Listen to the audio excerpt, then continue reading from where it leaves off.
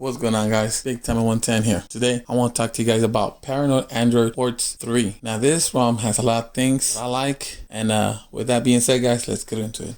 Now, as you can see, the ROM has double tap to wake on the home screen, and double tap to wake work really great. The fingerprint working nice as it should, and as you can see, it comes with its own Paranoid launcher. This launcher is really great, and it's all fast and fluid. The 90 frames per second, 90 hertz. It's also working great here. No issues with that. Now, if we move on to display, we have a dark theme available here. We have colors. Under colors, we get the natural, boosted, or adapted. We also have the screensaver, and you can choose whatever settings you like. We have the post notification light with whatever color you like as well, or you can go to the ambient display and choose whether you want to wake up or on pickup post notification. If we go to styles and wallpaper here, we get the normal customizations that we normally get, except that we don't get the extra clocks like we're used to on the open beta of 14 and above. You do get the option to change the grid size, so whatever you guys like, just choose that. And if we move on to wallpaper, choose whatever you like. We also get some font options here. We also get to choose some of the icons settings here, and also we get to choose colors and shape.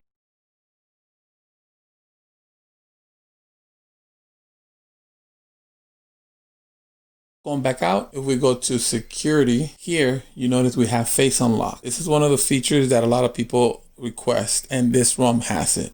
Moving on to system real quick, under gestures, we do have all three system navigation gestures here. So choose whatever you like, guys. And if we go to adaptive playback here, you can mess with that. I haven't messed with it, but guys, have at it. And we also get the screen off gesture, so there you go. Vibration is really great in this ROM as well, guys, so you don't have to worry about that. And also, if we go under mobile network, here we do have voice over LTE working, as well as Wi-Fi calling. And it's good to see that Wi-Fi calling is working very good.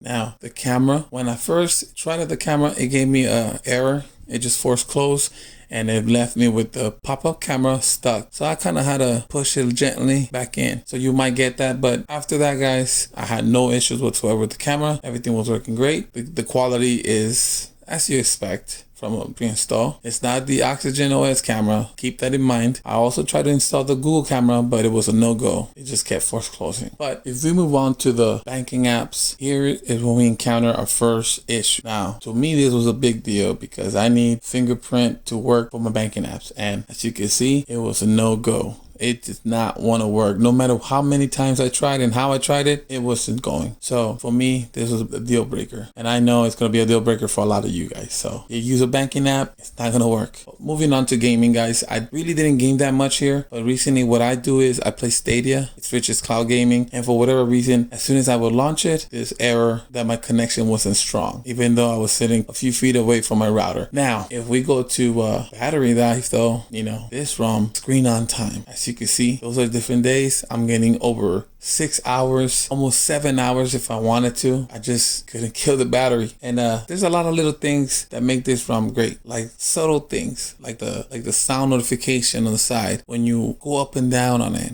and you increase the volume, you'll feel the little haptic feedback. Those are nice little touches. When you bring down the notification bar, you feel that feedback again. Those are the little things that make this ROM unique. And yeah, guys, with that being said, would I recommend this ROM to you guys right now? And the answer is maybe, because everything seems to work great except for the banking apps and the fingerprint reader. And another issue that I have is with the dynamic screen refresh rate. Now, the developer says this is a feature and maybe that's why the battery lasts so long. But if you have a dark theme like I do and I have it on all the times, you'll notice a flickering here and there a lot. It's subtle, but you'll notice it. And once you notice it, you'll see it all the time. And to me, that's kind of annoying. But hey, if that's a trade-off for better battery life, I guess it's a plus. But other than that, this ROM works great. Bluetooth was working great. Audio was a little too low for my liking, but other than that, guys, you guys will like this ROM. And the good thing is that these developers are always active, so you know that all the issues that we're pointing out right here, right now, they're gonna be fixed. So I can't wait for the next update. So with that being said, guys,